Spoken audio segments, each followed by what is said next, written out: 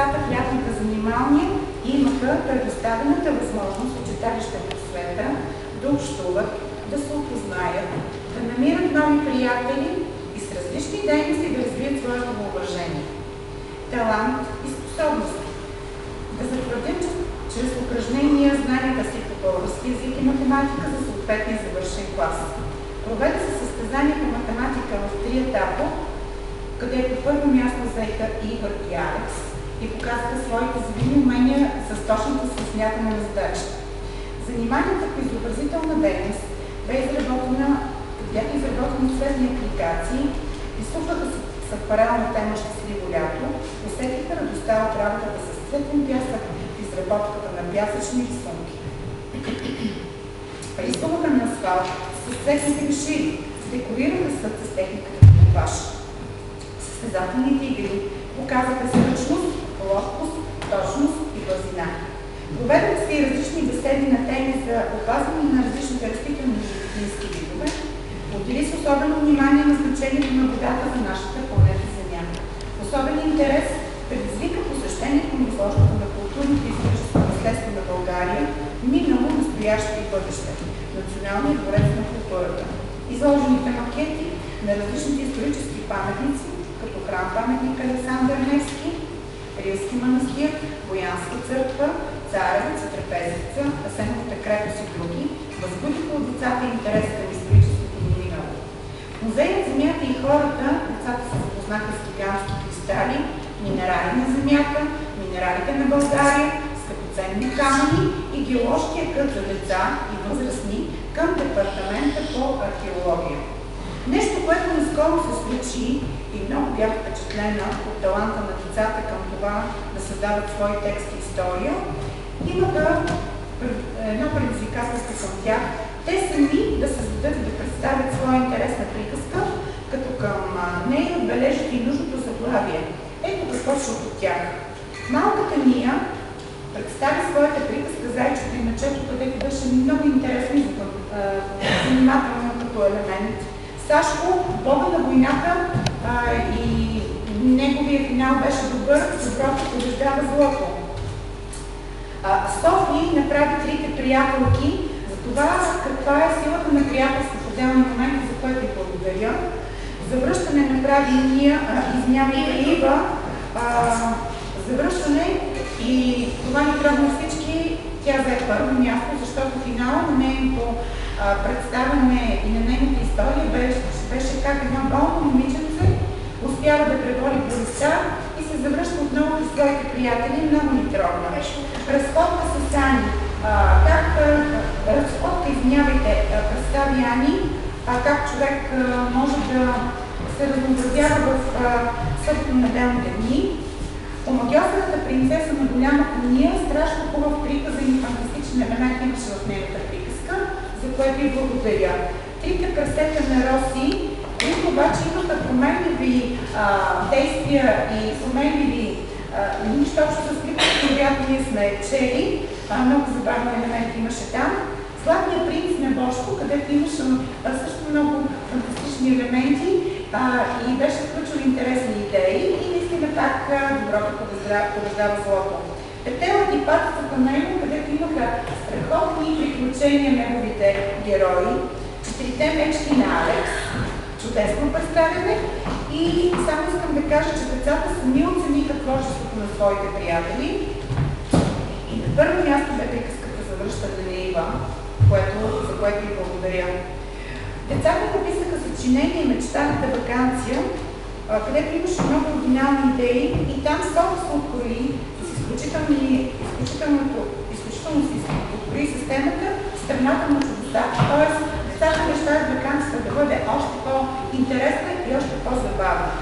Много старания при заниманията по математика и български език имаха Ния, голямата, малката, Ива, Вики, Софи, Габи и Ани. Не че другите, и Алекс, не че другите не се представиха добре, но другите математиката просто не искат да започват работа, докато тези деца работят много старателно и чисто и вярно. Искам да благодаря от наше име на децата и техните семейства за доверието към нас и да се пожелаем до нови срещи.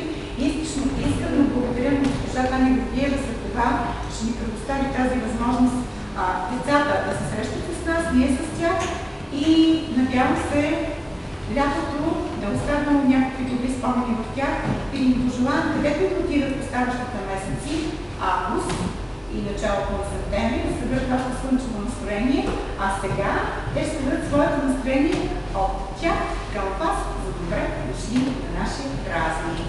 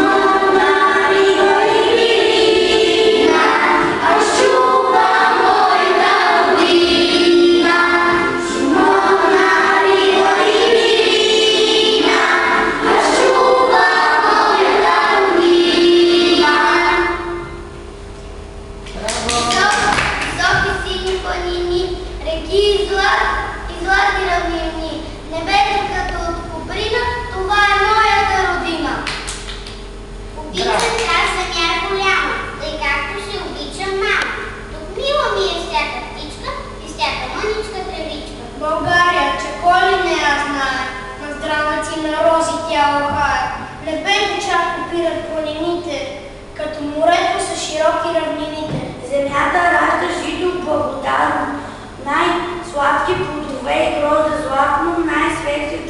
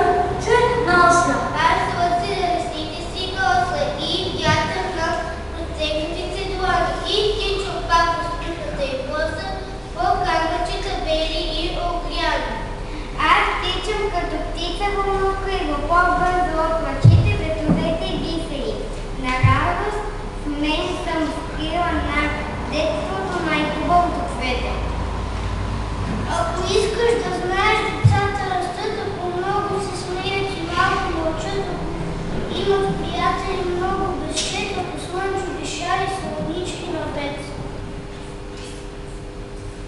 Пак сепите се стичат жълти, сладки,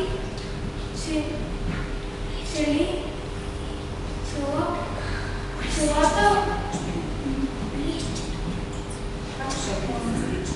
Не изуска. Пак сепите се стичат жълти, сладки, селата. Очилата ви е. Не изусте! Айде, кажи го. Пак шепите се стичат жълти, сладки, челата криволичат, весели, кадри цигята. Искам децата да вярват в думи вълшебни, искам добрито змийки да бъдат потребни. Искам сълзите да карат щастие сладки. Радвам се, че бяхте с мен, макар и за кратко.